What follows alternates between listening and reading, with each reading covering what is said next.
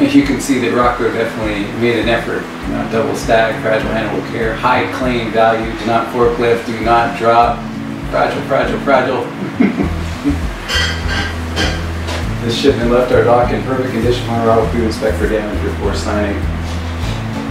Okay, yeah, you see the kind of ply. This is ply, and this is some kind of fiber cord. Over the top of the double boxes. That's the same way the views came. I had ripped that off before I started the video. The pins, some kind of death wish pins, you can see across here, but they come out pretty easy. I handle things the way I do in construction, and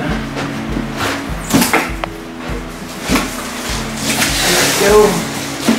Wing box looks pretty perfect, as did the cardboard box outside of it.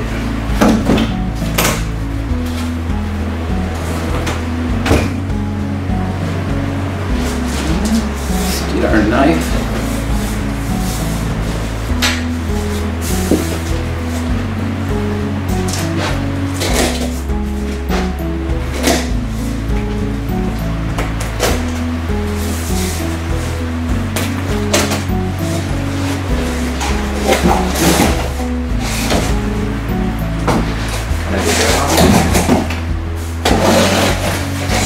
Open it up to the light.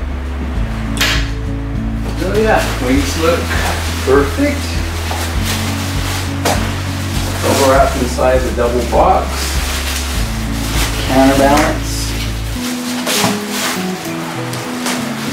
These things just double as nice wing bags.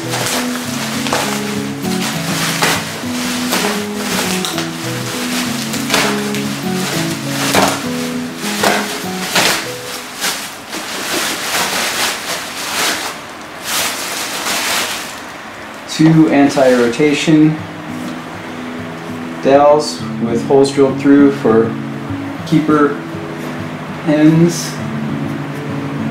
Two anchor points with blind nuts. Looks like maybe 1032 threads, so I'll have to look that up. And then pull string for your outside aileron servo, all set up, and even a little grommet on the hole that the wires come through to keep them from chafing, it looks like.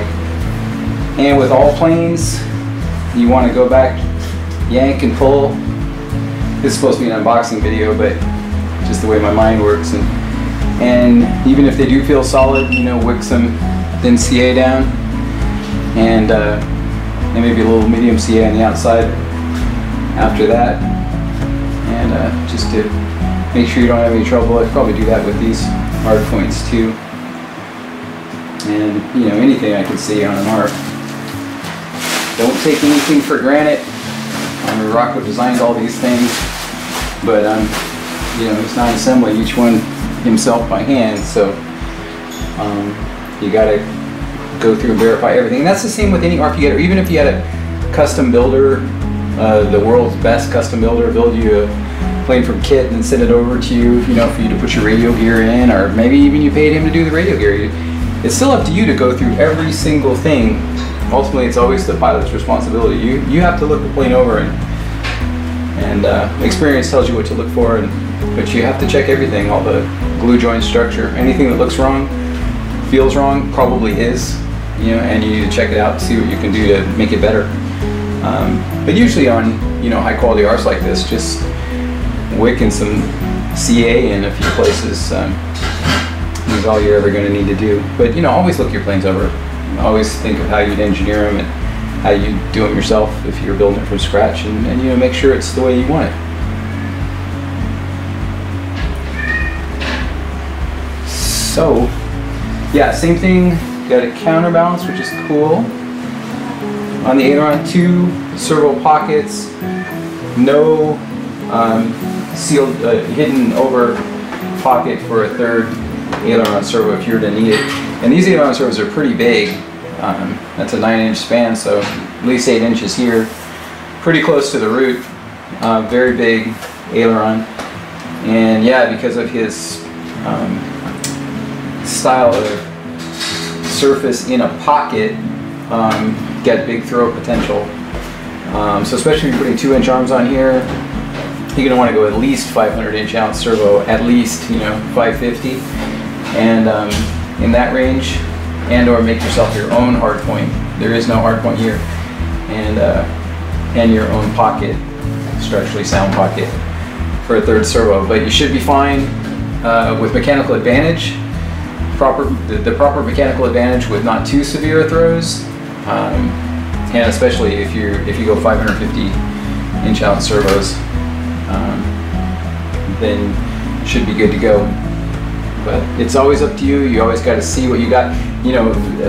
Aeroworks and Hanger 9 and all the other manufacturers, they're not setting up your mechanical advantage for you. They're not picking your servo out for you. So depending on the servo you get, the reputation it has, or what its actual torque is, the length of the servo arm you use, the height of the control horn you use, and how much throw you have that you set up for, that's going to be your mechanical advantage, and that's going to determine what you can get away with, and that's something you need to know. And if you don't know, you need to find out. You need to just drop an email, ask me, ask Rocco, ask anybody with any experience, and it's easy enough to find out what the limits are of what you should do. And that's a lot of info for an unboxing video. But yeah, the wings look perfect. Same deal with they're not being glued in, as far as I can tell. Yeah, these are coming right out, just for grins.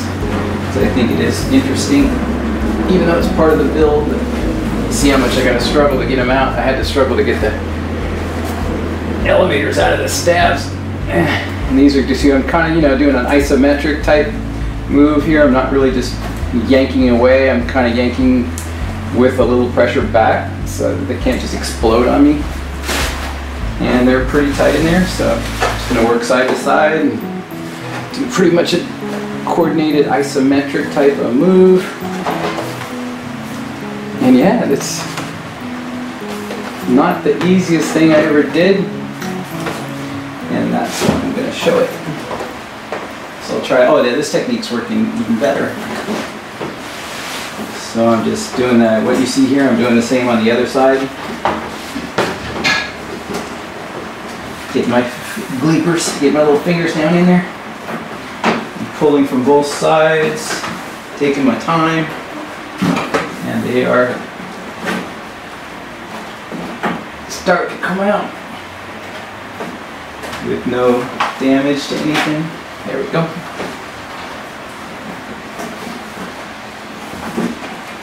Almost got her. Don't get impatient.